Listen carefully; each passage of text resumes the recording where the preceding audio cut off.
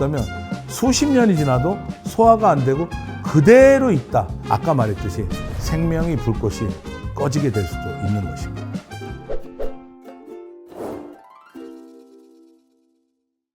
안녕하세요. 음식을 통해 건강해지는 시간 이경재입니다. 여러분 혹시 식사 후에 더부룩함을 느끼거나 또 나이가 드시면서 소화가 더 안 된다고 느껴지시지는 않나요? 사실 자연스러운 현상이에요. 그래서 젊었을 땐 돌을 씹어도 소화한다는 말이 나온 것 같습니다. 그런데 그 이유가 있습니다.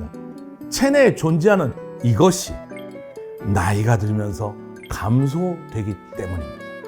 연구에 따르면 70대 노인의 경우 20대 청년보다 체내 땡땡 보유량이 70배나 떨어진다는 결과가 있습니다. 미국의 에드워드 하웰 박사는 인체는 땡땡을 모두 소진할 때 생명이 끝난다.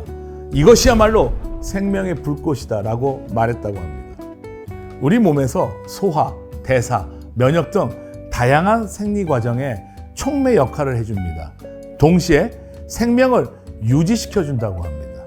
그 주인공, 효소입니다. 먼저 효소에 대한 어원과 뜻을 살펴보겠습니다. 효소입니다. 영어로는 엔자임이죠. 한자로는 사키료, 근본소라고 보시면 되겠습니다. 효소의 어원을 풀이해보면 생물이 세포 내에 합성되어 소화, 호흡 등 생체 내에서 행해지는 거의 모든 화학 반응의 매체가 되는 고분자 화합물의 총칭입니다.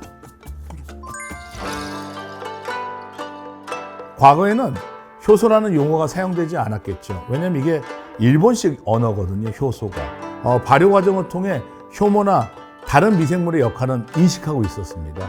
그래서 예를 들어 김치, 막걸리, 간장, 된장 같은 발효식품은 효모나 미생물의 작용을 통해 제조됩니다. 이 과정에서 효소가 만들어지고 활용되었다고 보시면 되겠습니다. 따라서 조선시대에도 실제로 효소가 많이 활용됐어요. 어쩌면 우리나라 음식은 다 발효 음식이라고 보셔도 되는 거예요. 그 오래전부터 자연의 원리와 효소의 가치에 대해 이미 이해하고 또 좋은 걸 계승해주는 지혜가 있었는데 요즘에 좀 빛을 발한 게 아닌가 그런 걱정이 들기도 합니다. 오늘은 소화에 도움이 되는 약재를 소개시켜 드리려고 합니다. 가시오갈피, 인삼, 엄나무, 황칠나무입니다. 이 약재들의 학명에는 공통적으로 파낙스라는 명칭이 들어갑니다. 파낙스는 그리스의 신화 치료의 여신 파나케이아에서 유래된 명칭입니다. 그리스어로 모든 것을 치료하다라는 의미를 가진 만병통치약이라고도 볼 수 있겠습니다. 만여 종의 식물 중에 파낙스라는 학명을 사용하고 식용이 가능한 식물은 단 4가지. 인삼, 가시오가피, 엄나무, 황칠입니다. 해당 약재들을 사용한 일부 연구에선 항염증 및 소화 촉진 효과를 기대할 수 있다는 것을 말하고 있습니다. 최근 들어 효소가 많이 각광을 받고 있습니다. 이는 어떻게 보면 고령화가 되고 현대사회 여러 가지 변화 때문에 그렇다고 볼 수 있겠습니다. 현대사회 다 아시죠? 불규칙한 식습관, 스트레스, 가공식품의 소비로 인해 소화 문제를 겪는 분들이 계속해서 증가합니다. 노화로 인해 소화기능, 체내 효소가 줄어들면서 음식을 소화하고 영양소를 흡수하는 과정까지 어렵기 때문에 효소가 반드시 필요하다고 말씀드리고 싶습니다. 좀 더 쉽게 설명해 보면 일반적으로 음식 섭취 후 소화되는 시간은 48시간이라고 합니다. 근데 효소가 없다면 수십 년이 지나도 소화가 안 되고 그대로 있다 이렇게 보시면 될 것 같습니다. 우리 몸은 간을 비롯해 여러 곳에서 독소를 정화하고 해독해야 합니다. 그러나 효소가 부족하면 체내 독소가 축적이 되고 먹은 음식이 소화되지 않아 소화불량이 발생하고 면역력도 약해지는 일까지 벌어집니다. 하루에도 수천 마리씩 생기는 암세포들이 있습니다. 몸속 면역이 치열하게 싸웁니다. 그런데 면역력이 약해지면 암세포가 자라게 되겠죠. 나중에 눈에 보이는 정도의 크기로 자라게 될 수도 있겠습니다.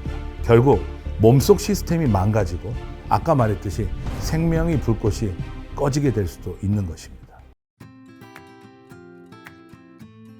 효소는 현재까지 밝혀진 것만 해도 약 한 3,000 종류라고 합니다. 그중에 우리가 많이 들어본 아밀라제, 침 속에 있죠. 프로테아제, 리파제, 락타아제 이렇게 알아보시면 되겠습니다. 분해준 아밀라제는 탄수화물을 분해합니다. 꼭꼭 씹어 먹으라 그런 거예요. 꼭꼭 씹어 먹어야 침에 있는 아밀라제가 그 작용을 하니까. 탄수화물인 아밀라우스를 아미노산인 아미노당으로 분해하는 요소가 아밀라제. 프로테아제는 단백질을 아미노산으로 작게 분해하는 효소입니다. 소화 과정에 주로 작용합니다. 리파제는 지방입니다. 지방을 아미노산과 글리세롤로 분해하는 효소입니다. 지방 소화에는 이게 있어줘야 돼요. 마지막으로 락타제는 요즘 우유 먹고 소화 안 되는 사람들 많이 먹어야 되겠죠. 유당을 분해합니다. 그 유당을 분해해서 글루코스와 갈락토스로 분해하는 효소입니다.